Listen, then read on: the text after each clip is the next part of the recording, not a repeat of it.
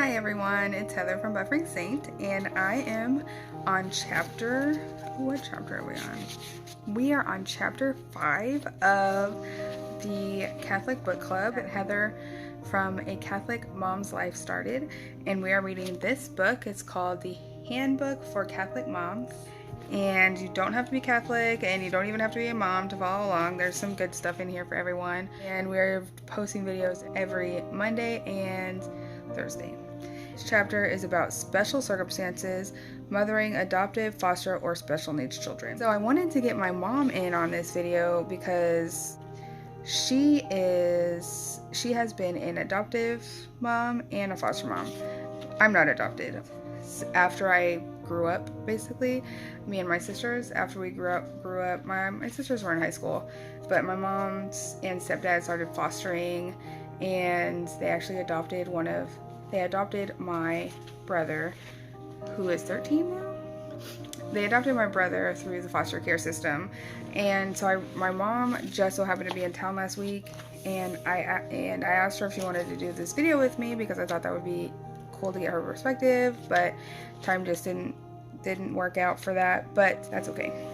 So the author talks about how she didn't feel like really qualified to even write this chapter or the next chapter, which is going to be on single parenting. That'll be out on Thursday. And because she's not one of these things. She's not an adoptive parent or a foster parent or a special needs parent. And I'm not either. And so that's why I really was hoping to get my mom to do it with me, but like I said, it just didn't work out. But she did get advice from others who are those things. And some of the things that she talked about can be applied to parents, or some of the things that I read in here could be applied to a teacher position too, because I'm a special ed teacher. So some of the things that are in here I was able to relate to, because even though I'm not a parent of special needs children, I'm a special ed teacher, so I could relate in that way. One of the first things that she talks about is how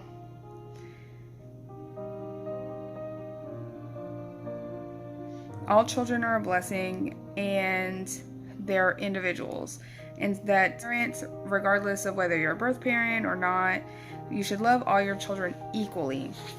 She didn't say the same, she said equally. And I tell the kids that all the time that I teach, because in a behavior support classroom, so kids who need more help with their behavior, and we don't always give them the same consequences, and we'll tell them, because they notice these things, we'll tell them, you don't get the same consequence as so-and-so because you're not so-and-so. You're who you are, and that consequence that they get doesn't work for you. I'll tell my students all the time, we're not doing the same thing for you because you don't need that.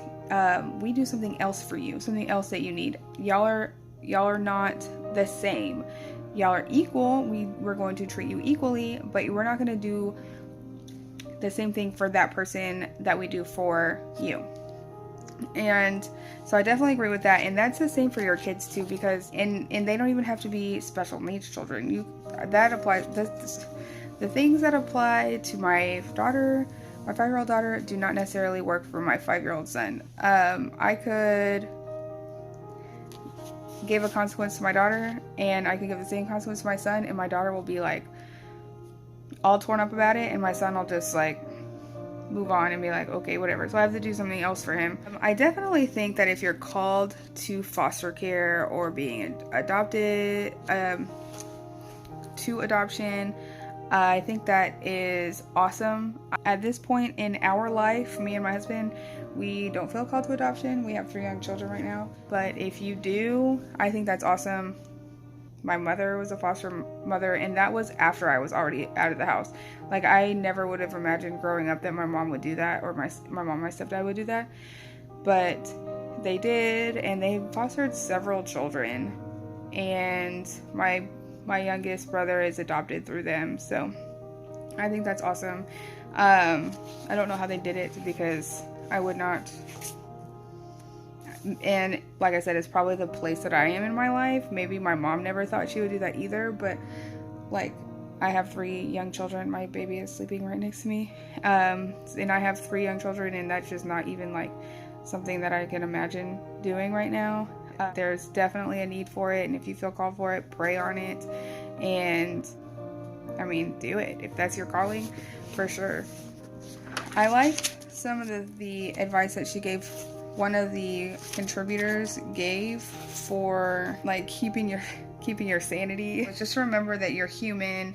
You can't do everything by yourself. Get help, whether it's from friends, just like in that when you have a newborn baby at home, if you can get help from friends, family, whoever, that it's the same thing. Like if you're taking in foster children, if you're taking in regardless of the age, if they're foster kids, if they're adoption, if you can find somebody to help you, like especially the first few weeks, drop off dinners, just like how people in your life might do if you were having a new baby.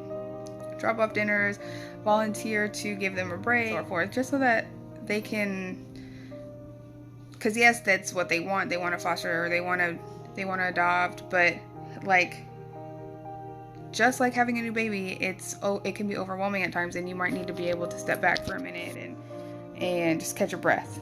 So I think if you're the person who's adopting or fostering, definitely reach out. And if you're the person who's like their friend, offer the help, because I think that's important. Another thing that they said, if you have a child with a disability, look at them as a person and as a soul and not as a disability. And I'm sure that's nothing that a mother of a child with a disability needs to be told. That's probably something more that friends and family need to be told. I thought it was interesting. One of the people who contributed to this chapter, she said, I hate the phrase, God sends special children to special parents. The truth is that we become capable of raising a child with special needs because our kids encourage and inspire us to grow as needed. So it's not that a parent with special needs children and a parent without special needs children it's not that person with this special needs child is more capable of it.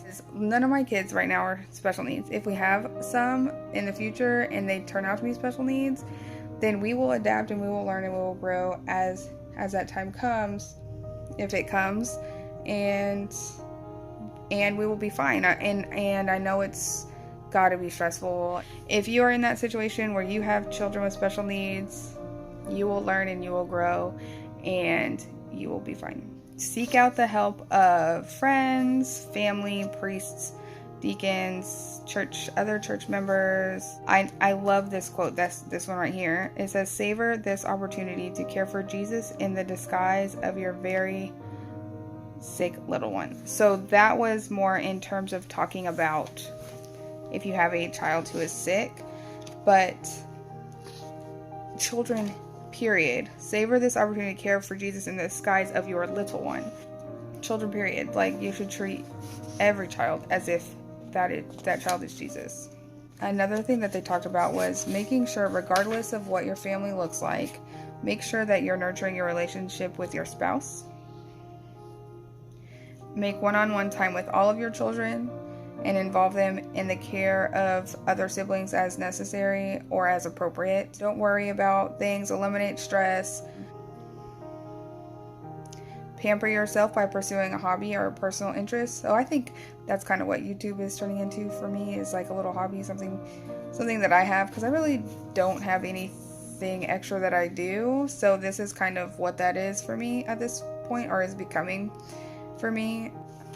It says, if your child is adopted, or you are in the foster care system, or if your child has been diagnosed with a particular disability, investigate resource and support groups to help you cope with difficulties as they arise. Make sure you spend time on yourself, some me time, going outside, exercising for a little bit every day if you can. I need to do that. And pray for yourself and your family on a daily basis. Attend Mass all the time if you can. You know, God is there for you always. Pray to Mother Mary that she will be there with you. She's the best mother that there is. So if she is on your side, that's my baby. It's okay. Mother Mary will intercede for you on your behalf to Jesus. And that's pretty much it for this chapter. Oh, my baby's awake. She's waking up, so I gotta go. If you like this video, subscribe to my channel below. I can't wait to do some more videos, and we'll see you next time.